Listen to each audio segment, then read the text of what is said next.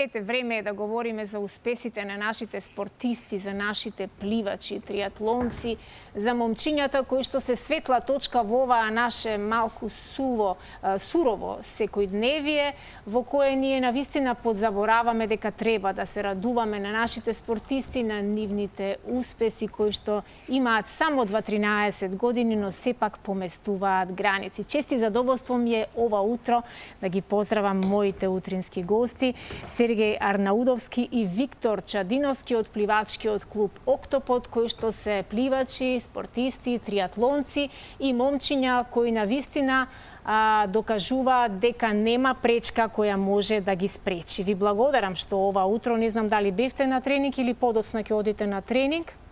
Подоцна ќе одиме. Браво. Секоја чест, знам дека не ви е проблем да станете рано, бидејќи вам на пливачите деновите секогаш ви почнуваат рано. Сергеј, така? Да. Да, во колку ви вообичаено првиот тренинг?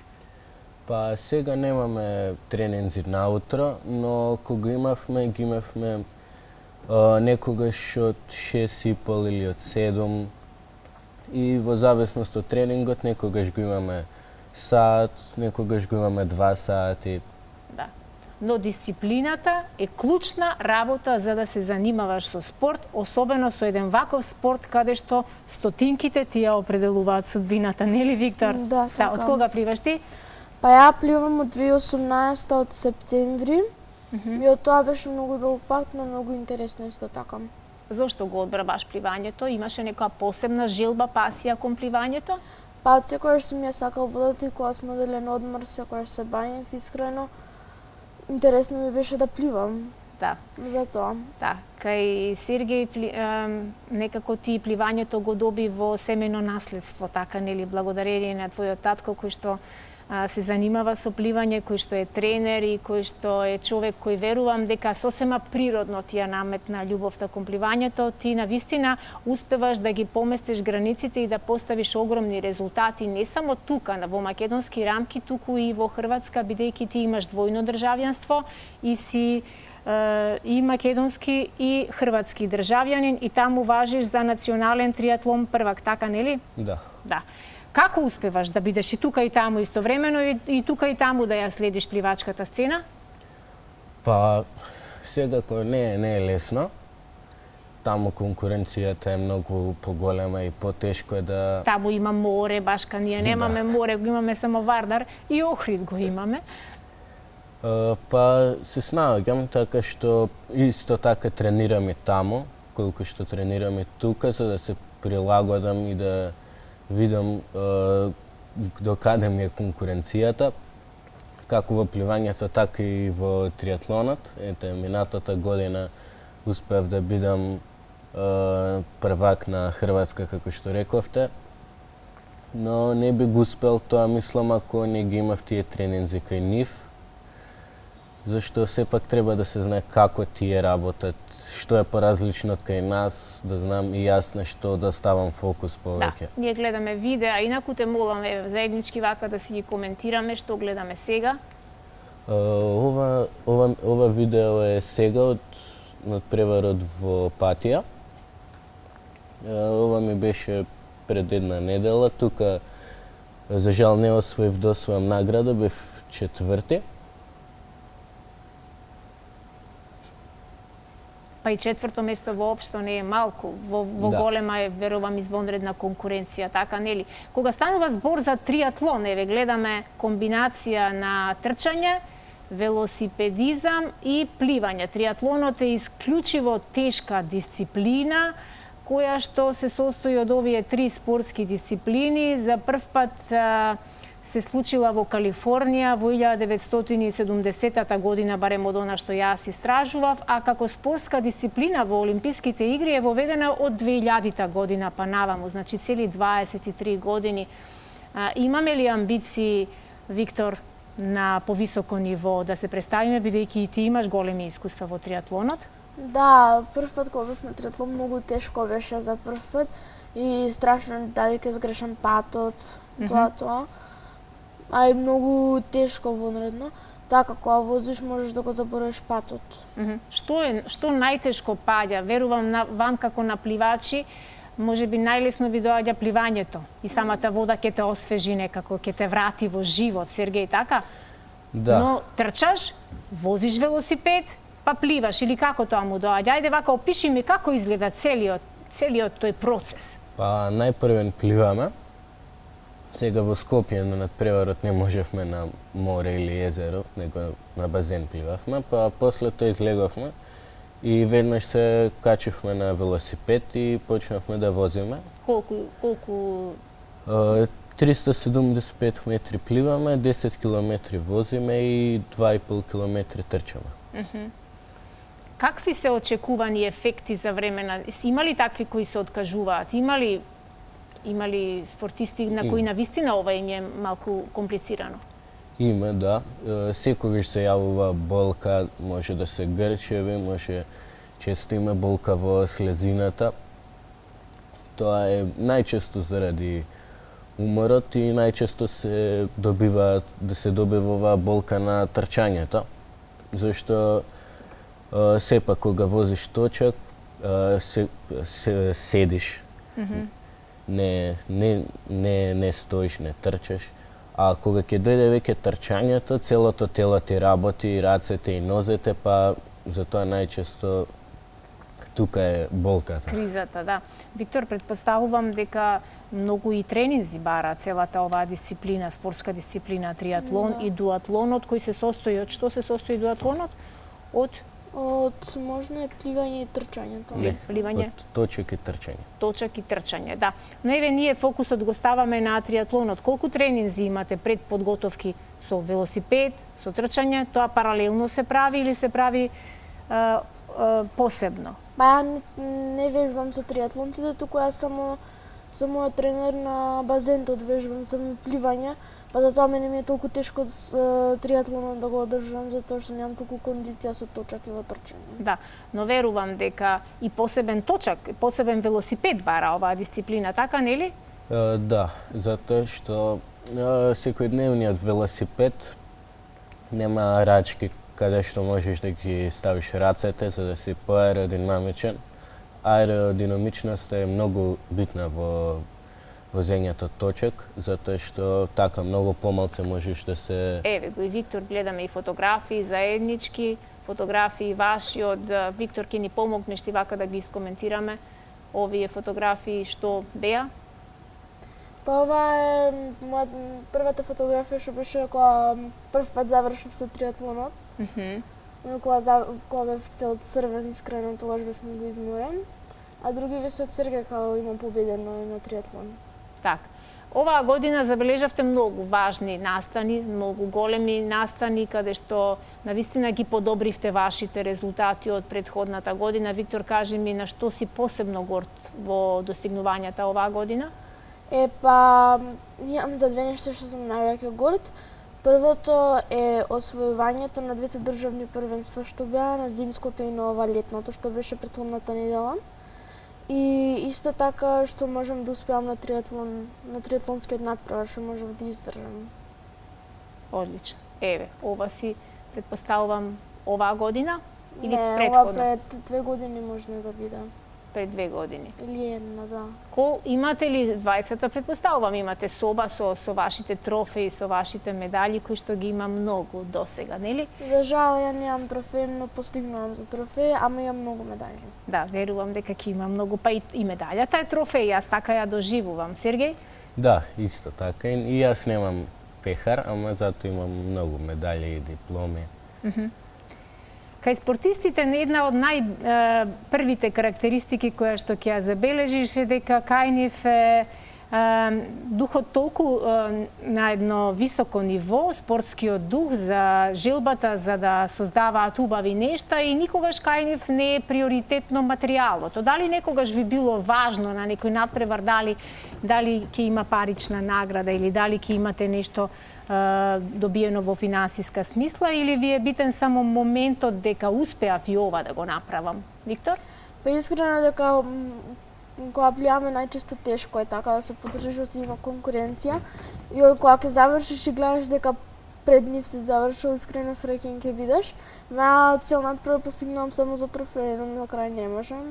но следен надпревар имам шанса. Се уште имаш време, се уште имаш многу време, годините се пред тебе и верувам дека ќе има години во кои ќе успеваш да ги подобруваш се повеќе и повеќе твоите резултати. Каде сме, Сергеј, ние во однос на Хрватска, како што реков, ти си и хрватски и македонски државјанин, роден во Скопје, така? Да. Роден во Скопје, но татко Хрват, мајка македонка, верувам дека не ти е лесно да бидеш и тука и таму присутен, и таму си приврзан, и овде си приврзан. И знам дека сакаш она што се случува во Хрватска да видиш дека и Македонија го превзема како еден добар модел. Далеку ли сме ние многу од нив? Не, воопшто не сме далеку. Во триатлонот тука сме, не сме до толку далеко, ама во пливањето сме доста далеко. На што се должи тоа? На лошиот менеджмент, на... Па, навистина не знам ни јас. Еве и нашите најдобри пливачи што ги имаме во државата, не знам дали би можеле да им парираат на најдобрите таму. За триатлонците, во мојата категорија, навистина можеме да парираме. Тука сме, не сме далеку од првите. Често сме и на подиумот таму во триатлонот. Сега дали тоа ќе биде прво, второ или трето место, многу не ни е битно. Битно ни е да имаме убава трка. Добар резултат, да сте подобри од она што сте биле и да стремите кон уште повеќе. Виктор, кажи ми, како изгледа еден ден на еден пливач? Што се треба да прави еден пливач? Каква треба да му биде исхраната? Колку часови е неопходен сон за утредента да имаме добар тренинг или ако имаме веќе некој надпревар, да бидеме во полна форма? Секоја професија бара жртви, ама оваа посебно, така? Да, за преднадпревари треба да спиеш околу од 8 часа или 10 часа и треба со здрава храна да се исхрануваш со овоше за еден човек така здраво. Да. Виктор, базените во нашата земја секогаш не се на едно завидно ниво и многу често се случувало низ годиниве наназад да читаме и да слушаме дека е жално и страшно да во еден главен град не функционираат базените, особено во сезона кога не можете да отидете некаде на подготовки надвор од земја во зимски период, да се паузира толку долго време. Дали е подобрена сликата? Па, се приметува дека се трудат да се подобри сета, но сепак со два затворени базени, еден 25 метарски, еден 50 метарски, навистина не може до толку многу да се направи. И покрај тоа што го имаме сега во летниот период, воениот базен во аеродром, не се толку добри условите таму за да се плива, па повеќе од клубовите остануваат на затворените базени. И секогаш во зимскиот период базенот е затворен за поправки и такви работи, ама нас тој период ни треба за пливање, па ќе треба да одиме на подготовки надвор од Македонија, па... Да, дали имате поддршка финансиска, бидејќи знам дека се сведува на добрата волја на родителите, на она како вашите тренери тоа ќе успеат со родителите да го изменаџираат, а секогаш не е баш така едноставно. Имате ли поддршка како пливачи во еден клуб, како млади луѓе кои што ја представуваат нашата земја не само тука, туку и надвор од неа? Па, ја имам поддршка од мојата фамилија и другарите што се од пливање. Кажу пред ова државното ми навива побрзо и побрзо да пливам и на крај освои второ место накрада. Така е, многу е важна силната поддршка и кога знаеме дека за некого треба да испливаме најдобро што можеме. Сергеј? Да, исто како што каже Виктор, без семејството ништо. Да. Но исто така имаме поддршка финансиска од општините во кои што живееме и од Агенција за спорт и млади. Дали е се уште во функција спортско-музичката академија Жирафа? Не е. Тоа беше нешто Пливачкиот клуб Октопод. Тоа беше нешто што во минатото навистина мене ме фасцинираше, каде што првично започна оваа денешна приказка на пливачкиот клуб Октопод, нешто каде што спортот и музиката толку добро се надополнуваа и каде што многу генерации имаат незаборавни спомени од едни прекрасни летни дружења во кои што навистина и музиката, ама и пливањето си го имаа главниот збор. И двајцата сте ученици во основно училиште, така нели, Виктор? Да. Кој оделение го завршивме сега? Јас сега 6-то оделение го завршив, сега 7-мо оделение ќе тргам во основното училиште Круме Кепески. Круме Кепески. Во која општина е Круме? Во општината Кисела вода. Општина Кисела вода. Дали често мораше да отсуствуваш, Виктор, од часови поради сите овие активности поврзани со надпреварите? Никогаш не сум отсуствувала заради Никогаш? надпреварите, затоа што надпреварите се одржуваат Во викенди? Да, во викенди, сабота, недела. Така не се одржуваат на школски ден. Браво. Браво што никогаш не си отсуствувал и што не ти било тоа изговор дека треба да се подготвуваш, инаку многу основци кои што некаде нешто членуваат, секогаш имаат изговор дека треба да се подготвувам за некој надпревар, но се гледа дека ти сериозно си ја сватил работата како еден одговорен ученик за пример. Тешко беше 6-тото оделение? Па да, се запознаваш со нови наставници и тешко е така. Прв пат толку многу книги да имаш и тешко е тежок лекција по ранец. лекција, да. Да. Посакувам уште поуспешно прилагодување и уште подобар успех да имаш во 7-мо оделение. Сергеј заврши 8-мо оделение, сега 9-то и ќе бидеш полуматурант. Здравје Боже. Каде понатаму? Па, јас исто како во спортот, така сум и дел од музичко училиште, па затоа сакам да продолжам средна музичка. Свириш пијано? Да, свирам пијано.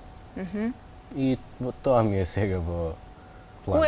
Која има предимство повеќе, музиката или пливањето е повеќе те обседнува еве вака во слободното време? Музиката како хоби ја имаат многу луѓе, без разлика каква е нивната професија, но дали се гледаш себе си во иднина како музичар кој плива или како пливач кој си свири пијано и си ги забавува останатите спортисти? Што повеќе вака ти е предизвик? Па искрено, еве 8 години одам во музичка, ама не можем да се одлучам и двете ме влечат исто. Се надевам дека би можел да бидам во исто време и квалитетен спортист и квалитетен музичар кој што би можел на двете работи да биде добар. Да. Ова е дете кое е воспитано од мајка, музичар и татко, спортисти, навистина не ти е лесно. Ама баш те разбирам дека не ти е лесно. Поздрав до мама и до тато многу, кои навистина вложиле толку многу внимание, толку многу љубов, а тоа е најголемата инвестиција која што можеме да им ја дадеме на своите деца. Како Виктор се гледа себе си понатаму, иако можеби со 6 за 7, е многу рано да те прашам како ти се гледаш понатаму, но секој дете сонува да биде нешто, а и јас уште сонувам иако сум веќе возрасно дете. Па јас прво сакам да бидам дизајнер за некоја причина, ама сега сакам да бидам во медицината како стоматолог или не знам, нешто друго или доктор можно. Одлична ти е идејата. Затоа што од на мајка ми страната цела фамилија, моите тетки, баба и дедо сите отишле во медицина, исто така и поголемиот братовчет. Јас сакам како нив да бидам во медицината. Ох, колку убаво се разговара вака со деца кои што знаат што сакаат од својот живот. Многу ме радува денешниот разговор со вас и сакам токму денеска од вас да слушнам некои совети и препораки за непливачи, бидејќи и покрај тоа што ние живееме во 21 век, што имаме паметни телефони, што со 3 клика на нашите телефони можеме да дојдеме до било каква информација, до било каков одговор што порано го баравме по енциклопедии, по книги и така натаму, сепак со 3 клика или 5 клика не можеме да научиме да пливаме, нели? Да. А стравот од пливање, особено стравот кај луѓето, кај децата кои што навистина се плашат од големото синило, па и нека не е големо, нека е мало, е нешто што тешко се победува и тешко се надминува. Така, сте сретнале, сте запознале деца, врсници, луѓе кои не умеат и не можат да научат да пливаат или? Да, јас имам сретната сега Секако дека ќе постои стравот кај децата, но тој страв мора да се надмине. Сепак пливањето, особено во летниот период, е работа која што често се прави. Особено на одмор. Во пливачкиот клуб Октопод исто така имаме деца кои што се плашат од водата. Како непливачи? Како непливачи што доаѓаат, што се плашат од водата, што или имале искуства да се Непријатно удават. некое доживување, аха. Па, ете, сега полека тој страв се надминува, па тие деца полека имаат прогрес кон подобрите групи и со надеж дека ќе дојдат некогаш во групата кај што сме ние во најдобрите во нашиот. Виктор, продолжувате и летово да тренирате? Да, и летово ќе продолжиме да тренираме. Имате некој надпревар престоен да најавиме сега во текот на ова лето? Па, уште не сум слушнал, не знам кога ќе има надпревар. Ама кога ќе има, ќе не информирате, важи? За да можеме ние да ги објавиме вашите резултати, да поканиме публика која што ќе ве бодри и ќе навива, бидејќи и во спортот, како и во музиката, многу е важно да имаш некој кој што ќе те следи и некој кој што ќе те бодри. Предлагам сите оние кои што имате деца или блиски непливачи да ги запишете во вака пример во пливачкиот клуб каде што членуваат наши денешни гости, се работи за Октопод и да го надминат тој страв, бидејќи пливањето е една од најубавите работи која летно време можеме сите да си ја дозволиме, и не само летно време, во текот на целата година доколку имаме услови за пливање, за да бидат здрави и во духот, ама и во телото. И благодарам многу што бевте наши утрински гости, што споделивме дел од она што сте вие за Македонија и за регионов. Посакувам многу успеси во иднина во сето она што ќе го правите, без разлика дали ќе биде тоа триатлон, дуатлон или некоја дополнителна друга спортска дисциплина, бидете наша гордост.